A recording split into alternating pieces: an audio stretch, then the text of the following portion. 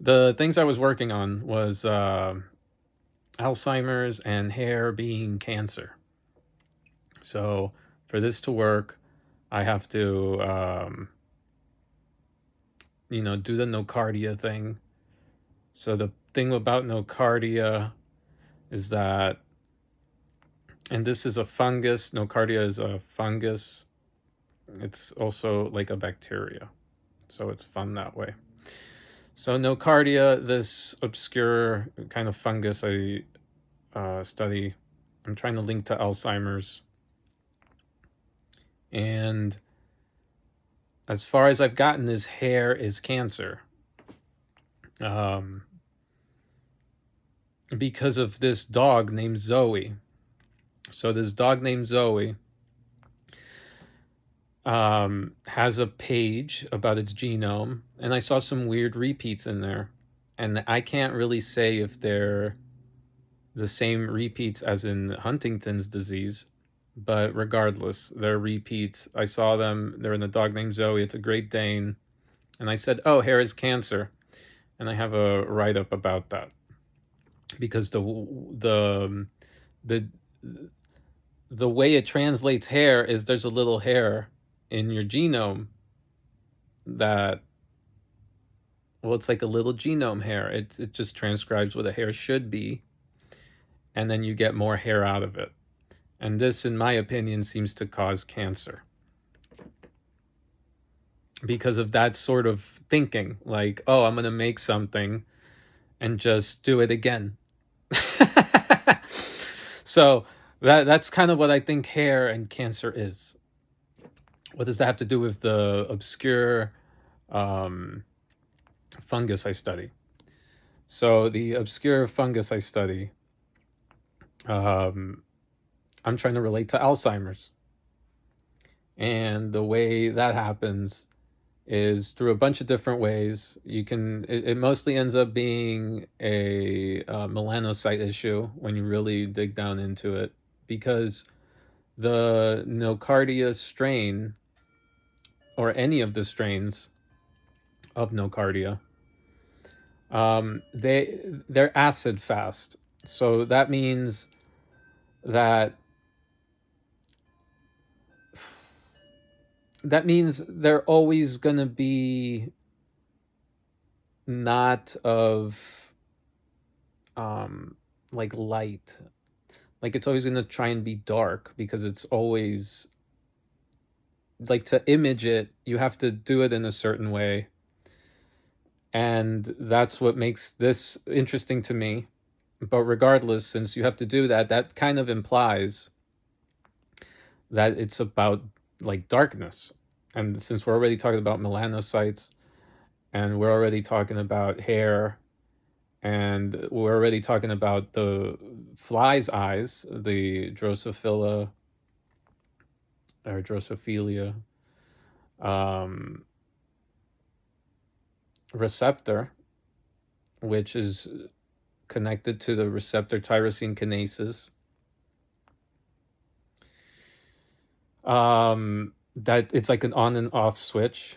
So when we turn off the switch for a fly's eye to not be able to see an ultraviolet anymore, we have a gene that's like that one. but um, but it's connected to this RTK RAS interaction. And RAS is just the outside of the cell.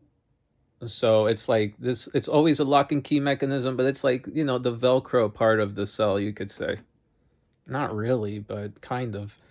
So, anyways, this RTK, the receptor tyrosine kinases, which makes this Velcro like thing, is connected to the RAS, which is ultimately the rat sarcoma virus intro into vaccines that we need to start even talking about it.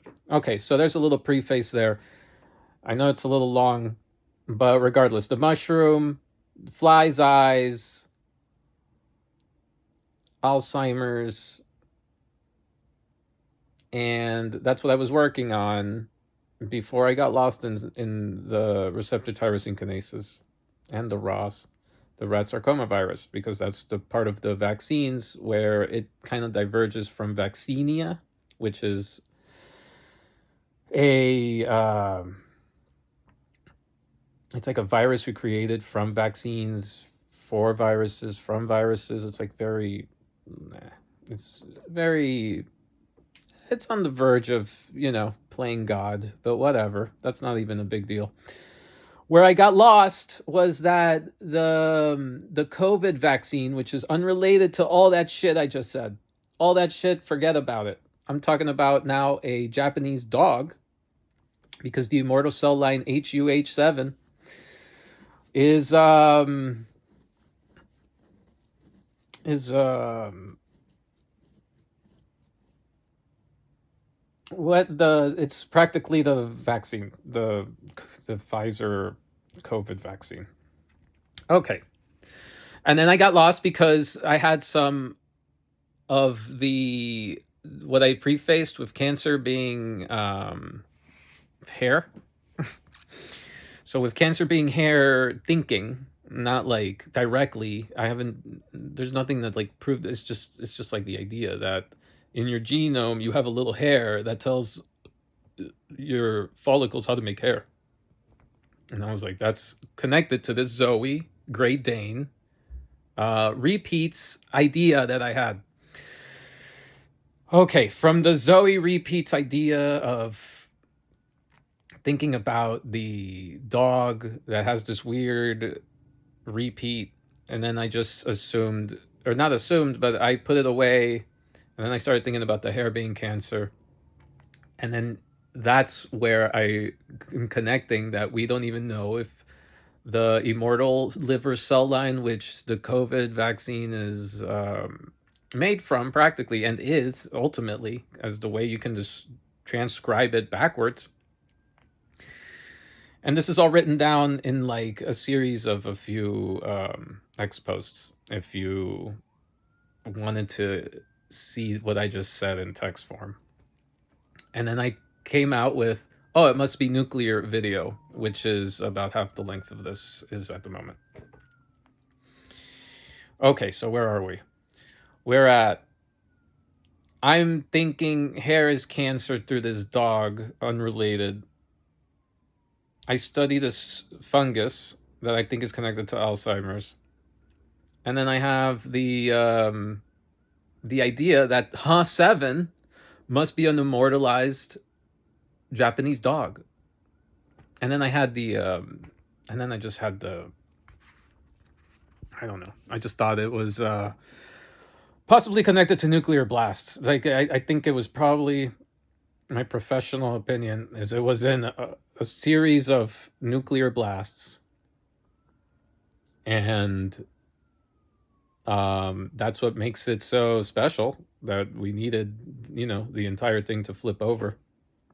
And this is a weird Martin Luther King post, I suppose, but I don't think it's quite about that, even though it is related to melanocytes, possibly, or at least melanin, at least propiomelanin.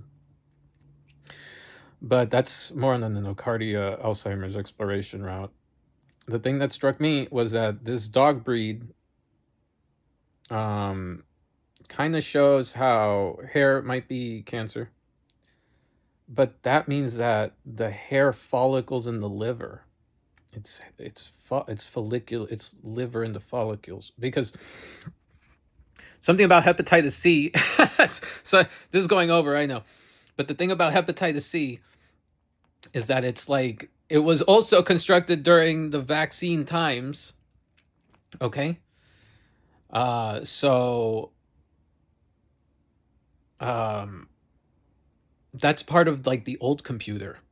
So the old computer that was all virus made of hepatitis C, I guess they figured it out with COVID. I'm not saying, look, this isn't a talk about anything besides all those things, because it takes a while just to lay it all out in that frame of reference. Because look, it's probably not, we don't know, or at least it's I don't know why I came up with it, but the the male Japanese liver cancer thing, the COVID vaccine from Pfizer, is made up of more than I thought, or at least it can be transcribed more than I thought about it. That thing seems to be a Japanese dog due to this line of reasoning. And that's why I guess I took it up the other day into, what's up with that? And from here, I don't know, I'd have to look at the notes. I guess I was just reframing it. So that's how long it just takes to kind of like put it all in another video. The same thing in another video, just redoing it. But I'm kind of aiming towards further thinking about it. I guess I guess, you know what? Reframing it was just as tough as coming up with something new about it. Which I guess I'll do next time. Let's see if this works out.